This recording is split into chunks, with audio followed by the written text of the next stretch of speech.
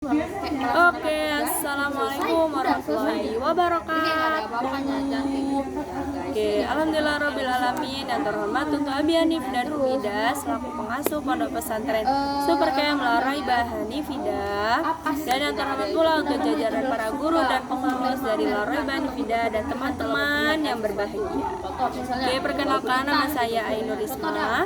Saya dari kelas 12 SMA Laraibah Hanifida. Pada malam hari saya akan mempresentasikan tentang suatu materi yang akan menjelaskan tentang zakat dan pajak. Tuh, yang diambil dari kitab Masail Al-Fiqh yang di bab ke-11. Jadi, pertama-tama itu kita akan menjelaskan tentang zakat dan pajak. Zakat dan pajak itu apa sih? Jadi, kalau zakat itu adalah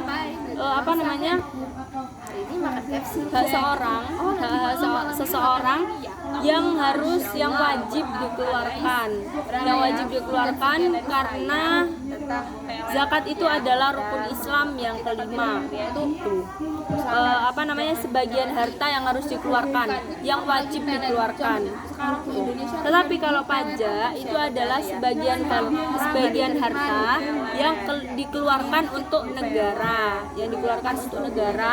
yang biasanya itu dikeluarkan setiap tahun.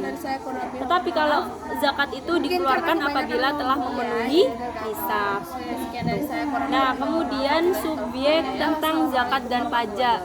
Jadi kalau zakat itu hartanya itu sudah cukup senisab. Tapi kalau semisal pajak itu bisa pribadi dan perorangan. Terus ketika tidak bertempat tinggal yang menetap, Terus yang ketiga itu dapat penghasilan dari Indonesia, dari negara. Terus objek-objek dari zakat dan pajak.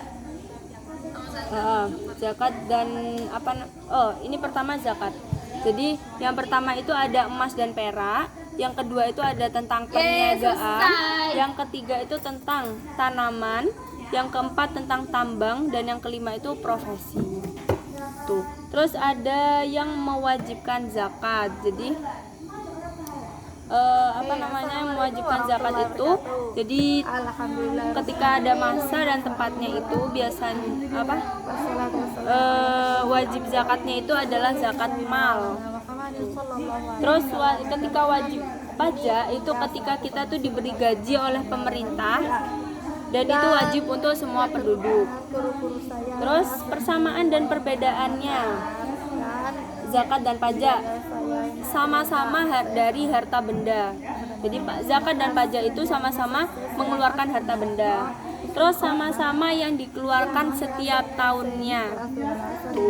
Terus kalau zakat itu rukun Islam, tapi kalau pajak itu bukan rukun Islam. Itu perbedaannya. Terus kadarnya zakat itu sudah ditentukan, tapi kalau pajak itu tidak, tergantung negaranya. Tuh. Terus setelah itu yang ini ada tentang zakat tanah dan persewaan. Jadi yang pertama itu adalah zakat tanah yang disewakan. Terus yang kedua itu tentang orang yang memiliki atau yang pemilik tanah tersebut.